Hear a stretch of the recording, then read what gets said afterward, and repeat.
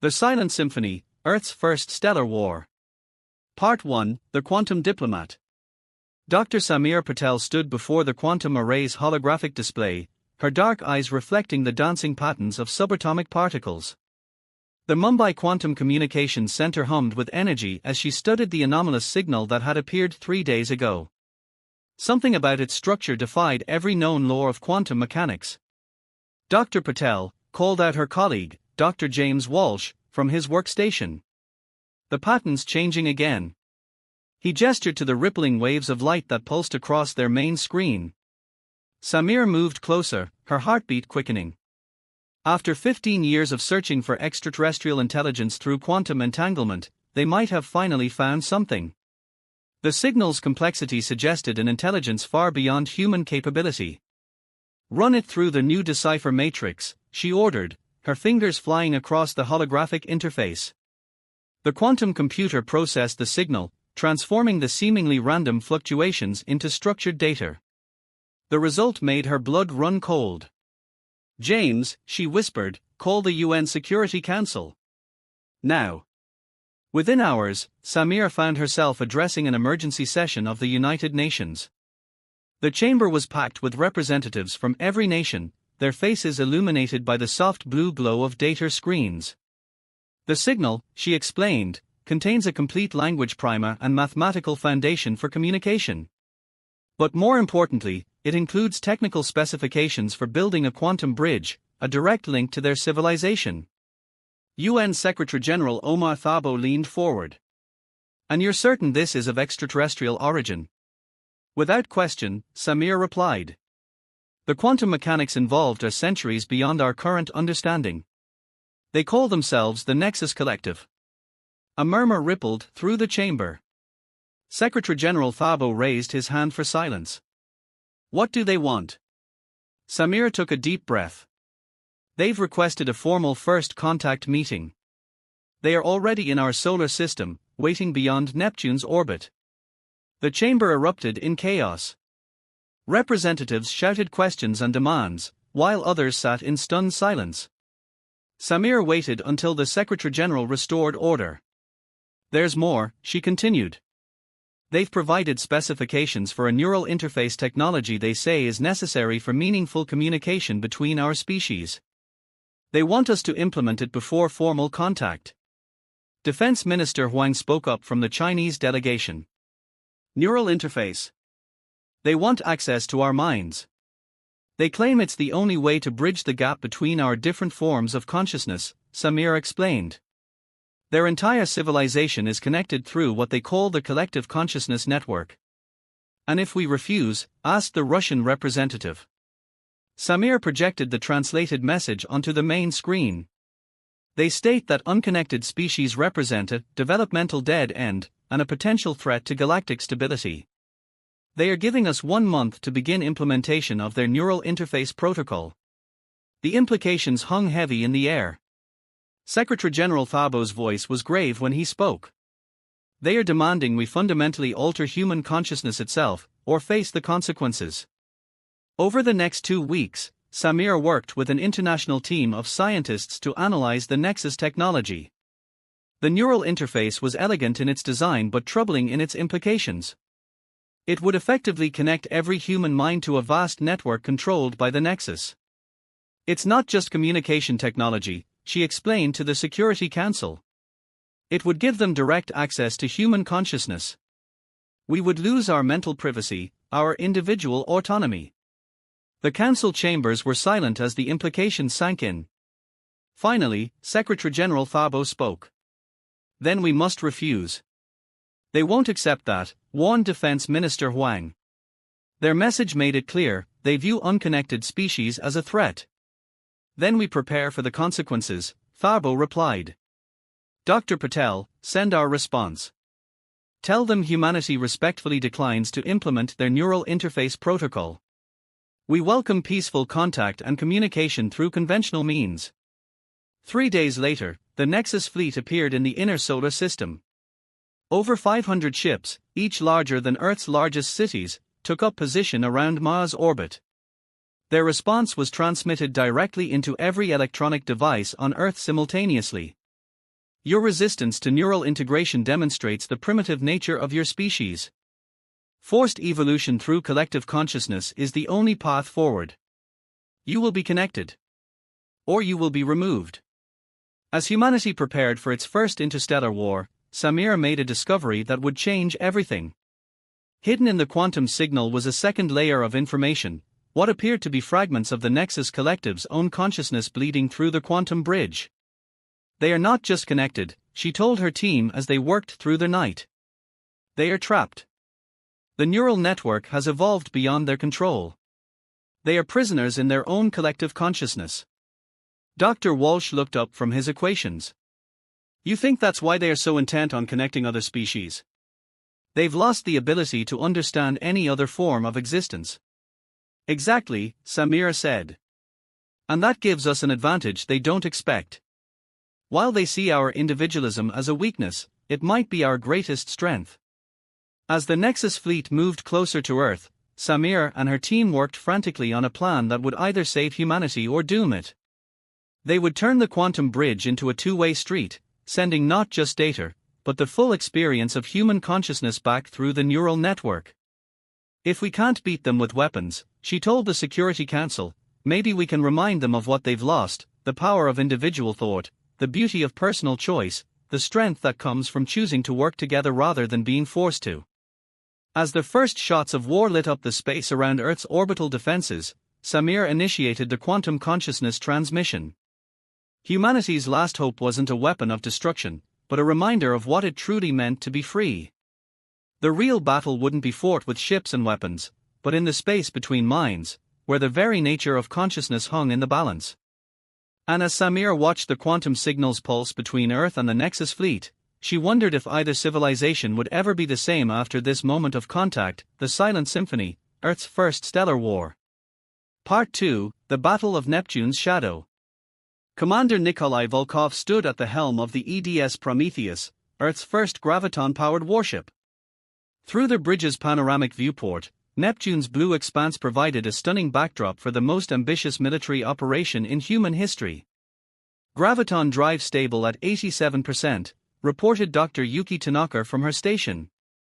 The physicist's hands danced across her holographic controls, fine-tuning the experimental engine she'd spent the last decade developing. Ready for combat maneuvers? Nikolai nodded, his weathered face reflecting the soft glow of tactical displays. The Prometheus led a fleet of 30 ships, each equipped with Yuki's revolutionary technology. It was humanity's best hope against the overwhelming force of the Nexus Collective. Status of the Nexus fleet, he asked his tactical officer, Lieutenant Rafael Santos. 500-plus vessels maintaining position near Mars, Rafael reported. But we're detecting energy signatures suggesting they are preparing for another assault on Earth's orbital defenses. The first attack had been devastating. Earth's conventional military satellites and space stations had barely slowed the alien advance. Only the activation of Dr. Patel's quantum consciousness transmission had bought them time, creating unexpected interference in the Nexus neural network. Dr. Tanaka, Nikolai called, explain to the crew one more time why we're not all about to die. Yuki smiled slightly, understanding his attempt to calm the nervous bridge crew. The Nexus ships rely on their neural network for coordination. By manipulating graviton fields, we can create localized distortions in spacetime that disrupt their connection. Without it, they are just individual ships, still powerful, but no longer acting with perfect synchronization. And that's assuming your theory works, Raphael added. It'll work, Yuki said firmly. The real question is whether we can maintain the disruption long enough to matter. An alert flashed across their tactical screens. Commander, Raphael called, multiple Nexus vessels breaking formation. They are heading toward Earth at full speed. Nikolai straightened in his command chair. All ships, battle positions. Dr. Tanaka, activate the graviton field. The Prometheus hummed as Yuki engaged the experimental drive. Around them, space itself seemed to ripple like water disturbed by a stone. Graviton field expanding, she reported. Detecting quantum fluctuations consistent with neural network disruption. All ships, Nikolai broadcast to their fleet, execute attack pattern Delta. Remember your training. We're not trying to outgun them, we just need to keep them confused long enough for Dr. Patel's transmission to work. The Earth fleet emerged from Neptune's shadow, their graviton drives creating a cascading wave of spacetime distortion. The approaching Nexus vessels suddenly scattered, their perfect formation dissolving into chaos. It's working! Yuki exclaimed. Their neural network is fragmenting within the graviton field. But the Nexus ships quickly adapted. 3 massive vessels turned to face the Prometheus, their crystalline hulls glowing with accumulated energy. Incoming fire! Raphael shouted. Multiple quantum phase weapons charging. Evasive maneuvers, Nikolai ordered. Dr. Tanaka, can you strengthen the graviton field? Not without overloading the drive, she warned. We're already pushing the limits of the technology. The space around them erupted in a dazzling display of energy weapons. The Prometheus dove and twisted, its graviton drive allowing it to move in ways that defied conventional physics. 2 Earth ships weren't as fortunate, their hulls breaching under the Nexus assault. We've lost the Hyperion and the Daedalus, Raphael reported grimly. But the graviton disruption is spreading. More Nexus ships are losing neural connectivity. On the main screen, they watched as the massive alien fleet began to show signs of confusion. Some ships fired at empty space, others moved in contradictory patterns. Without their neural network, their superior technology became almost a liability, too complex to operate effectively by individual crews. Commander, Yuki called urgently, I'm detecting a power surge in the Nexus flagship. They are attempting to generate some kind of quantum field to counter our graviton effects. Nikolai studied the tactical display. If the Nexus restored their neural network, Earth's fleet would lose its only advantage. But the enemy's confusion offered an opportunity, if he was willing to take an enormous risk. All ships, form up on the Prometheus, he ordered. Dr. Tanaka, I need you to reverse the graviton field. Reverse it. Yuki stared at him. That would create a gravitational lens effect. Would be pulling their ships toward us. Exactly, Nikolai said. Lieutenant Santos, target all weapons on these coordinates. He marked a point in space directly ahead of their formation. Understanding dawned on Yuki's face. You want to create a gravitational focal point. The combined graviton fields would generate a temporary spacetime singularity. Can you do it? She was already adjusting the drive controls. Yes, but we'll only have seconds before the singularity collapses. If any ship is too close when that happens, we'll be torn apart at the quantum level, Nikolai finished. All hands, prepare for extreme gravitational stress. Medical teams on standby. The Earth fleet moved into a tight formation as Yuki reversed their graviton fields. The space around them began to twist and distort, creating a visible lens effect that bent even light itself. The confused Nexus ships, many still firing randomly, were drawn toward the gravitational distortion. Singularity forming, Yuki reported through gritted teeth as the ship groaned under the intense forces. 10 seconds to critical mass. Hold position, Nikolai ordered, watching as more Nexus ships were pulled into the trap. Wait for it. 5 seconds. All ships, emergency reverse thrust on my mark. 3, 2. Now. The Earth fleet fired their engines at maximum power, breaking free of the gravitational lens just as it collapsed. The resulting implosion created a burst of quantum energy that rippled through space, catching dozens of Nexus ships in its wake. When the light faded, the trapped vessels had vanished, either destroyed or displaced to another region of space. Damage report, Nikolai called as the Prometheus stabilized. Hull integrity at 64%, Raphael reported. Multiple systems damaged but functional. 4 Earth ships lost, but... He paused, checking his readings. We took out over 40 Nexus vessels. The rest are retreating to Mars orbit. Dr. Tanaka. Yuki was already analyzing the data. The quantum burst seems to have created lasting interference in their neural network. They won't be able to coordinate another large-scale attack for at least several hours. Nikolai allowed himself a small smile. Then we've bought Dr. Patel the time she needs. All surviving ships, return to Earth orbit. And someone tell engineering to get those graviton drives cooled down before they melt our ships apart. As the fleet limped home, Nikolai watched the retreating Nexus Armada on his tactical display. They'd won a crucial victory, but he knew the war was far from over. The real battle wasn't being fought with ships and weapons, but in the invisible realm of consciousness itself. He could only hope that Dr. Patel's team would make their breakthrough before the Nexus recovered and launched their next assault. Because next time, the aliens wouldn't underestimate humanity's resourcefulness, or their willingness to risk everything for freedom. Dr. Zahra Hassan pressed her forehead against the cool glass of the underground laboratory's observation window, watching the quantum consciousness interface pulse with ethereal light. For the past 72 hours, she and AI specialist Marcus Rodriguez had been working non-stop, racing against time to decode the fragments of alien consciousness leaking through Dr. Patel's quantum bridge. "Look at this pattern," Marcus called from his workstation, dark circles under his eyes betraying his exhaustion. The holographic display showed neural activity waves from their latest test. The Nexus consciousness doesn't flow linearly like ours. It's more like a symphony. Zahra moved to his station, her anthropologist's mind already drawing connections. Each individual consciousness is like an instrument, playing its part in a larger composition. She gestured to a particular wave pattern. "But look here, there's dissonance. Parts of their collective trying to break free." The laboratory, hidden beneath the Atacama Desert, hummed with energy as their quantum computers processed the massive amounts of data streaming in from the ongoing space battle. Above them, Commander Volkov's fleet had bought them precious time, but Zahra knew it wouldn't last. "Marcus," she said suddenly, "what if we're approaching this all wrong? We've been trying to translate their consciousness into something we can understand. But what if we need to send them something they can't ignore?" Marcus looked up, intrigued. "What do you mean?" "Music," she said, pulling up her research notes. "Every human culture in history has developed music independently.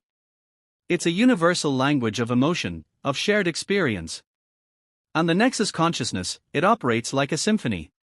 You want to communicate with them through music?" Marcus asked skeptically. "Not exactly." Zahra's fingers flew across the holographic interface. "I want to encode human emotional experiences into something that mirrors their consciousness structure. Not just thoughts or memories, but raw human feelings, love, fear, joy, grief, wonder." Marcus stood, pacing as he processed the idea. "We could use the quantum AI to translate emotional neural patterns into their symphony-like structure. But the amount of processing power required would be enormous," came a voice from the doorway. They turned to see Dr. Samir Patel entering the lab, looking as exhausted as they felt. "But we might have a solution for that." She approached their workstation, pulling up data from the space battle. "The graviton weapons our fleet is using, they are creating quantum fluctuations in the Nexus neural network. Moments of clarity where individual consciousness briefly breaks free. Windows of opportunity," Zahra breathed. "If we time it right, we could slip through their defenses," Marcus finished. "But we'd need volunteers. People willing to have their emotional experiences recorded and translated." "We already have them," Samir said. "While you two have been down here, people around the world have been offering to help. Musicians, artists, parents, lovers, survivors of loss, thousands of them, all willing to share their most profound emotional experiences." Over the next 12 hours, the laboratory transformed into a hub of controlled chaos. Volunteers were connected to neural interfaces as Marcus's quantum AI processed their experiences, converting human emotion into their complex patterns that matched the Nexus consciousness structure. "Look at this," Zahra called, displaying a translated pattern. It came from a mother experiencing her child's first laugh. The neural signature sparkled with joy, wonder, and love, transformed into a fragment of cosmic symphony that even the collective consciousness couldn't ignore. "And this one," Marcus added, showing another pattern. "A rescued refugee reuniting with family, their relief and gratitude encoded into harmonious quantum frequencies." But it was the next volunteer that changed everything. Joshua Freeman, a 93-year-old Holocaust survivor, sat calmly in the interface chair. "I want them to feel what it means to lose freedom," he said quietly. "And what it means to reclaim it." As the interface recorded his memories, the quantum translation was unlike anything they'd seen. Decades of experienced emotion, loss, fear, determination, and ultimately hope, merged into a powerful chorus that seemed to resonate with the very fabric of space-time. "That's it," Zara whispered, studying the pattern. "That's what we've been missing. It's not just about making them feel what we feel. It's about showing them the full spectrum of human experience, the darkness and the light, the harmony and the discord." Marcus nodded, understanding. "We're not just sending emotions. We're sending stories. Each one a thread in the larger tapestry of human consciousness." They worked through the night, weaving thousands of emotional experiences into what they called the empathy protocol. Each story, each memory, each moment of human connection became a note in a grand composition designed to awaken the lost individuality of the Nexus Collective. "It's ready," Zara announced as dawn approached. On their screens, the completed protocol resembled a piece of music written in quantum mathematics, a symphony of human consciousness prepared to play across the neural network of an alien civilization. But before they could celebrate, alarms blared throughout the facility. "The Nexus fleet is moving," Samir reported, checking the tactical feeds. "They've adapted to our graviton weapons. They are launching a full-scale assault on Earth." Zara met Marcus's eyes, seeing her own determination reflected there. "How long until the protocol is fully uploaded to the quantum bridge?" 20 minutes, he said. "Maybe less if we redline the processors." "The fleet won't hold them that long," Samir warned. Zara took a deep breath, making a decision. "Then we go with what we have. Upload it now." As Marcus initiated the transmission, Zara watched the quantum reading spike. Somewhere up there, beyond the atmosphere, beyond the raging space battle, their symphony of human consciousness was about to play for an audience of billions of connected alien minds. "Transmission complete," Marcus announced moments later. "Now we wait." But they didn't have to wait long. Within seconds, the quantum bridge lit up with incoming data. The Nexus Collective was responding, not with weapons or threats, but with something else entirely, their own symphony, carrying the weight of 10,000 years of connected consciousness. Two civilizations, separated by vast gulfs of space and understanding, began to truly communicate for the first time. Not through words or demands, but through the shared language of experience, emotion, and awareness. The real question was, would it be enough to stop the war? Lieutenant Imani Okoro's stealth shuttle glided silently through the debris field surrounding the massive Nexus mothership. Fragments of destroyed vessels, both human and alien, created a graveyard in space that provided crucial cover for her approaching craft. 5 minutes to insertion point, whispered technical specialist Raj Mehta from the co-pilot's seat. His fingers danced across the shuttle's quantum camouflage controls, keeping them hidden from the mothership's sensors. Imani checked her team one last time. Besides Raj, she had chosen 3 others for this suicide mission: Dr. Lucia Reyes, a xenobiologist who understood the Nexus biological interface systems, Captain Thomas O'Connor, demolitions expert, and Private First Class David Park, their combat medic. "Remember," Imani said, her Nigerian accent carrying the weight of command, "we only need to reach their central consciousness core. Dr. Hassan's empathy protocol is already affecting their network, but the mothership's quantum shielding is preventing full penetration. We take down those shields, the protocol does the rest." "Assuming it works," Thomas muttered, checking his gear. "It's working," Lucia insisted. She gestured to her neural monitoring equipment. "The fragments getting through are already causing disruption. Some Nexus ships have stopped fighting entirely." Imani had seen it herself during their approach. The massive alien fleet was showing signs of confusion, with individual vessels breaking formation or powering down weapons. But the mothership remained a bastion of resistance, its quantum shielding protecting the core consciousness from the full impact of humanity's emotional transmission. 30 seconds, Raj announced. "Hull breach detected in Section 7B of the mothership. It's our way in." Imani took a deep breath. Masks on. Remember, their atmosphere is toxic to us, and our presence will trigger their biological defense systems. The team secured their advanced environment suits, each equipped with quantum-hardened systems to protect them from the Nexus neural network's influence. As the shuttle approached the breach, Imani couldn't help but marvel at the mothership's size. Their vessel was more like a small moon, its crystalline surface pulsing with veins of living energy. Contact in 3, 2, 1. Their shuttle slipped through their hull breach, entering a vast chamber filled with writhing tendrils of biological technology. The walls themselves seemed alive, pulsing with patterns that matched the symphony-like structure Dr. Hassan had described. Fascinating, Lucia breathed, scanning the environment. Their technology isn't just integrated with their biology, it's a perfect fusion of organic and quantum systems. Save the research for later, Imani ordered. Raj, where's the consciousness core? He consulted his quantum mapper. 20 levels down, near the center of the ship. But these readings, something's different about this vessel. Different how? The neural patterns are more individual. Less synchronized than the other ships we've studied. A sudden movement caught Imani's attention. One of the biological tendrils had detached from the wall, swaying like a cobra about to strike. Move, she shouted, pushing Raj aside as the tendril lashed out. Thomas fired his quantum disruptor, severing the tendril. But more were emerging from the walls, floor, and ceiling. The ship's immune system, Lucia explained as they ran. It recognizes us as foreign bodies. They fought their way through increasingly hostile territory, with the ship itself becoming their primary enemy.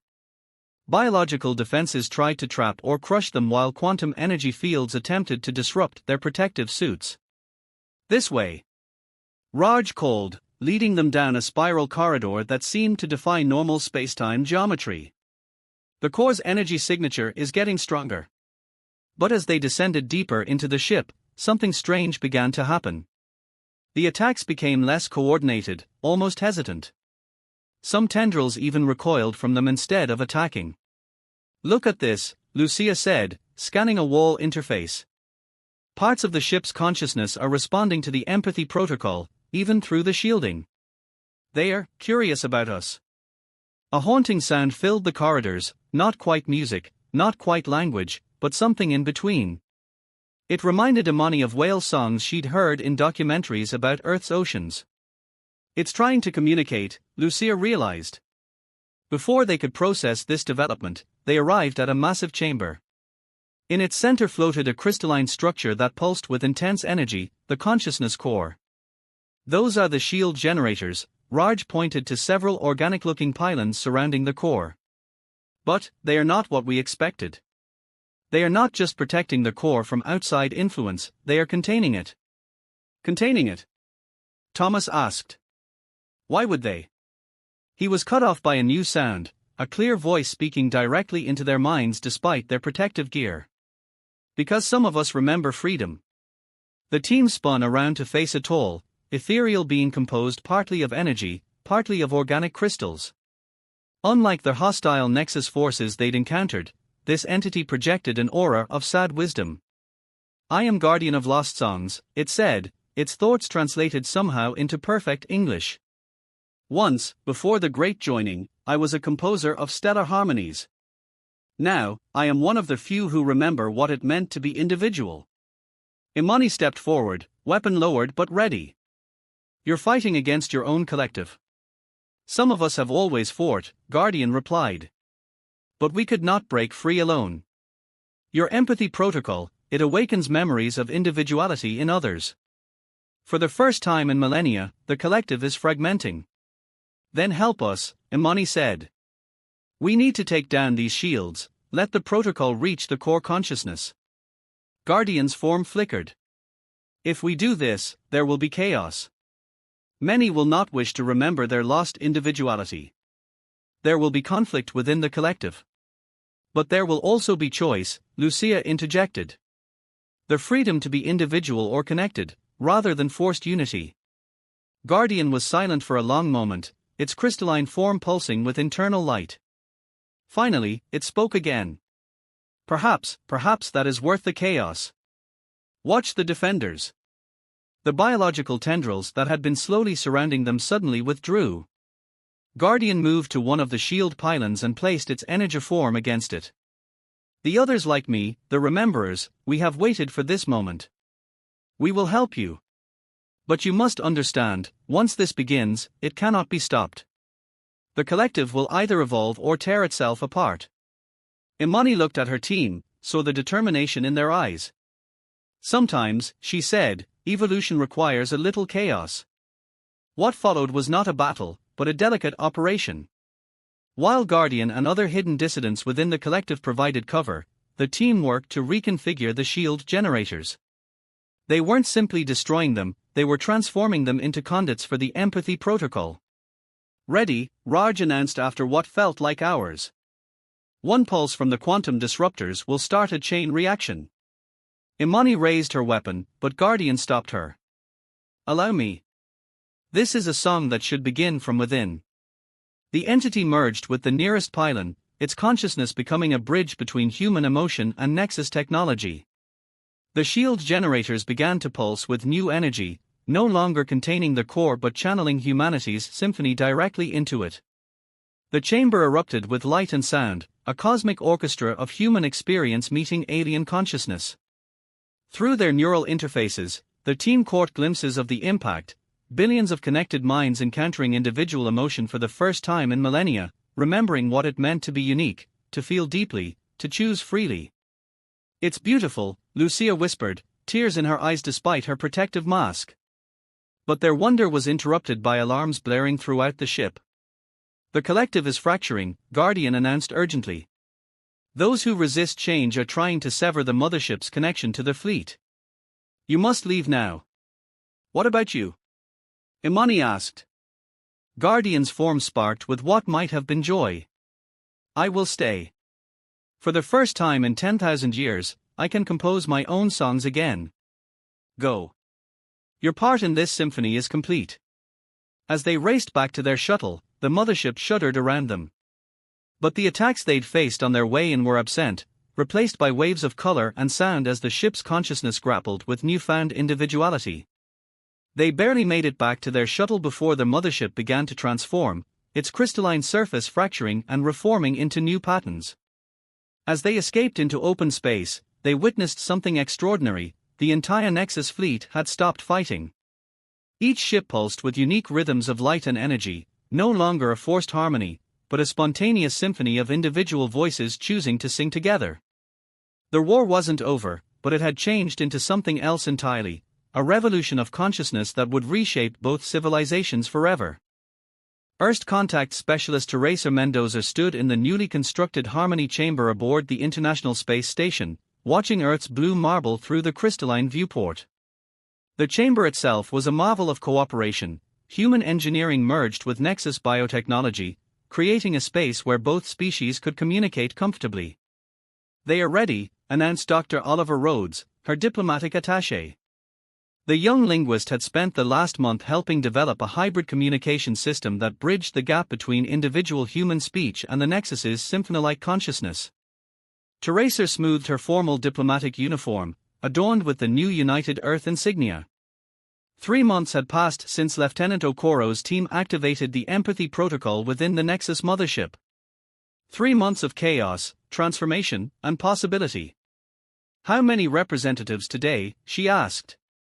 3 Nexus choir forms and 7 individual voices, Oliver replied. Including Guardian of Lost Songs. The terms still felt strange on human tongues. After the collective's fracturing, the Nexus had divided roughly into 2 groups: those who maintained a connected consciousness but chose its level of integration, choir forms, and those who opted for complete individuality, individual voices. The chamber's quantum field shimmed as their guests arrived. The choir forms appeared as interconnected patterns of crystalline energy, while the individual voices had adopted more distinct, though still ethereal, forms. Greetings, Diplomat Teresa, Guardian of Lost Songs spoke first, its form slightly more defined than during the mothership incident. We bring harmonies of peace. Teresa bowed slightly. Earth welcomes your song. Shall we begin the final negotiations? The next hours were unlike any diplomatic session in human history. The discussions took place simultaneously through spoken word, projected emotion, and quantum harmonics. Oliver's translation matrix worked overtime, converting the multilayered communication into something both species could fully comprehend. The separation of the collective continues to cause unrest, reported Seek of New Ways, an individual voice who had once been part of the Nexus military command. Some quia-forms resist the concept of coexistence with unconnected species. And some humans, Teresa acknowledged, fear any form of collective consciousness, seeing it as a threat to individual liberty. That's why these accords are so crucial. She gestured to the holographic display showing their draft agreement. Their Harmony Accords, as they were being called, would establish unprecedented cooperation between Earth and the transformed Nexus civilization. There is beauty in both paths, sang the first Harmony Quia form, its voice carrying the weight of multiple connected consciousnesses. We have learned this from your empathy protocol. Unity need not mean uniformity. But not everyone shared this view. As they discussed the specifics of cultural exchange and technological cooperation, alerts flashed across their screens. A group of hardline quia forms had attacked a Nexus science vessel being operated by individual voices near Jupiter. Simultaneously, reports came in of human extremists sabotaging a quantum communication array in Kenya designed to facilitate peaceful contact with the Nexus. You see, demanded Voice of Eternal Unity, one of the more conservative quia forms. Chaos spreads. The old way maintained order. The old way was stagnation, Guardian countered. Look at what we've already created together. Teresa stepped forward, her mind focused on the quantum harmonic frequency that would let her emotions reach all present. Perhaps we should show rather than tell. She nodded to Oliver, who activated a special transmission. The chamber filled with a new kind of symphony, a genuine collaboration between human composers and Nexus consciousness artists. It was unlike anything either civilization had created alone, blending Earth's classical orchestra with quantum harmonics and emotional resonance. This was composed yesterday, Teresa explained as the music moved through them. Humans and Nexus, individuals and collectives, choosing to create together. Not because they were forced, but because they were free to do so. The chamber fell silent as the piece concluded. Even Voice of Eternal Unity's form had shifted, showing signs of resonance with the collaboration. There will always be those who resist change, Teresa continued. On both sides. But look what we've achieved in just 3 months. Imagine what we could accomplish in years. In centuries. She brought up new displays showing joint projects already underway, Nexus quantum technology being adapted to help heal human neural injuries, human art and music causing evolutionary leaps in Nexus consciousness architecture, shared scientific ventures promising breakthroughs in everything from space exploration to consciousness itself. We don't need to choose between unity and individuality, Guardian added. We can create something new, a harmony that celebrates both. The negotiations continued through Earth's night, addressing fears and hopes on both sides. They established safeguards against forced consciousness integration while creating frameworks for voluntary collaboration. They designed systems to protect both individual rights and collective achievements. As the final terms were agreed upon, Teresa felt a shift in the chamber's atmosphere. The quia forms began to resonate at a frequency that humans had learned to recognize as joy, while the individual voices emanated their own unique expressions of hope. There is one last thing, Guardian announced. A gift we wish to offer Earth. The chamber's quantum field transformed, showing an image of the damaged Nexus mothership. But it was changing, its crystalline structure rebuilding itself into something new. We are transforming it into what you might call a cultural nexus, Guardian explained. A place where both our civilizations can meet, learn, and create together. Not a collective consciousness, but a collective space for consciousness to grow. Teresa felt tears in her eyes as she watched the mothership's transformation. Where once it had been a symbol of forced unity and conquest, it was becoming a bridge between two ways of being. Perhaps, she said, that's what first contact should have been all along. Not one civilization trying to change another, but both changing together. The harmony accords were signed at dawn, Earth time. As the sun rose over the blue planet, its light caught the crystalline surfaces of Nexus ships in orbit, creating a spectacular display of color and energy. Each ship pulsed with its own rhythm while contributing to a larger harmony, a living symbol of their new understanding. In the harmony chamber, Teresa stood with representatives of both civilizations, watching the sunrise. The war that had begun with an attempt to force uniformity had ended with a celebration of diversity. The silence of space was filled with a new kind of music, the sound of two worlds learning to sing together. And somewhere in that symphony of light and consciousness, humanity's first interstellar conflict evolved into humanity's first true interstellar collaboration. It wasn't the end of their challenges, but it was the beginning of something unprecedented, a future where unity and individuality weren't opposing forces, but complementary notes in the grand symphony of existence. The end.